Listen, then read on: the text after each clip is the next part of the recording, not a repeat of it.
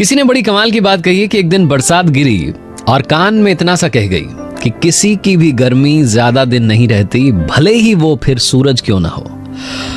My films में हूं RJ Kartik. एक बार एक लड़का, गरीब परिवार का लड़का, गांव से आकर के शहर में सरकारी नौकरी के लिए तैयारी कर रहा था।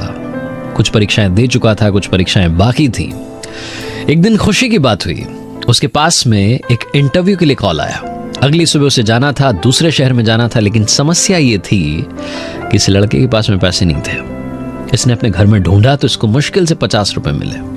गरीब परिवार का लड़का, पढ़ाई का खर्चा, शहर का खर्चा, समझ नहीं पा रहा था क्या करें। दोस्तों से उधार भी ले रखी थी पहले से, उन्हें भी लौटाया नहीं, उनसे और मांगेंगे तो शर्म आएगी।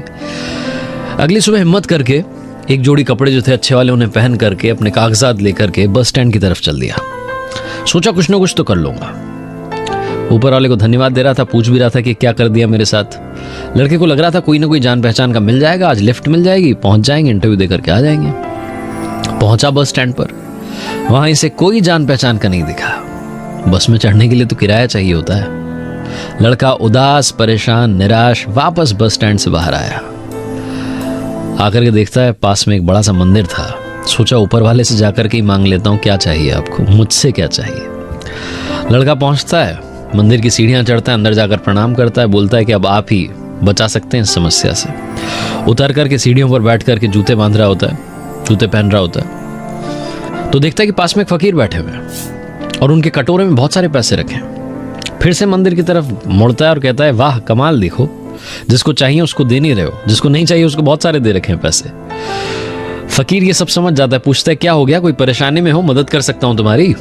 तो लड़का कहता है, बाबा आप क्या मदद करोगे, आप तो खुद मांग करके कमा रहे हो। तो फकीर कहता है, नहीं मांग करके नहीं कमा रहा हूं। इस मंदिर में जो आता है वो इसलिए नहीं देकर के जा रहा है कि मैं मांग रहा हूं, वो इसलिए देकर के जा रहा है कि उसे पुण्य कमाना है।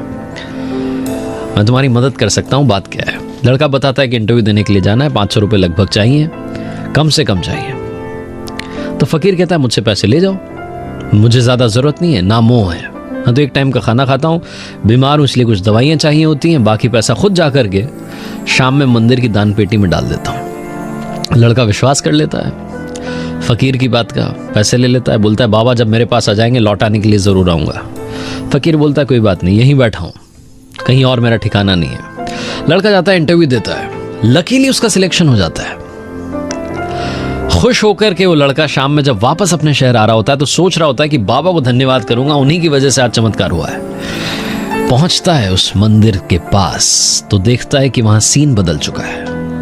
वहां भीड़ जमा थी, लोग ही लोग इकट्ठे। उनसे पूछता है क्या हो गया, तो एक बंदा कहता है एक फकीर की मौत हो गई। भीड़ को छांट करके आगे पहुंचता है तो वही बाबा जिन्होंने मदद की थी वो मरे हुए पड़े थे। एक व्यक्ति कहता है आज इन्होंने दवाई नहीं ली, शायद पैसे नहीं रहे होंगे इसलिए चले गए। लड़का कहता है वाह ऊपर वाले, एक इंसान किसी की जिंदगी बनाने के लिए खुद की जिंदगी दांव पर लगाकर चला गया। समझ नहीं पाता है क्या करे, भौचक्का रह जाता है। भीड़ में से एक और इंसान की आवाज आती है, भिखारी था मर गया, अच्छा हुआ, वैसे भी किसी काम के नहीं होते। ये छोटी सी कहानी हमें 2 बातें सिखाती है। पहली बात, हमेशा दूसरों पर विश्वास करो, उनकी मदद करो, क्योंकि हम जब मदद करेंगे तभी एक दूसरे की मदद करते हुए आगे बढ़ पाएंगे। और दूसरी बात, भरोसा रखो, जब आपको लगता है कि लाइफ में कुछ नहीं हो सकता तब कहीं ना कहीं से आपको मदद जरूर मिलेगी। ऊपर वाला आपको भी नहीं मालूम आपको कब किसी का ऊपर वाला बनाकर कहीं भेज दे, इसलिए मदद करो और इस बात पर यकीन रखो कि आपकी जिंदगी में भी कोई ना कोई ऊपर वाला जरूर आएगा।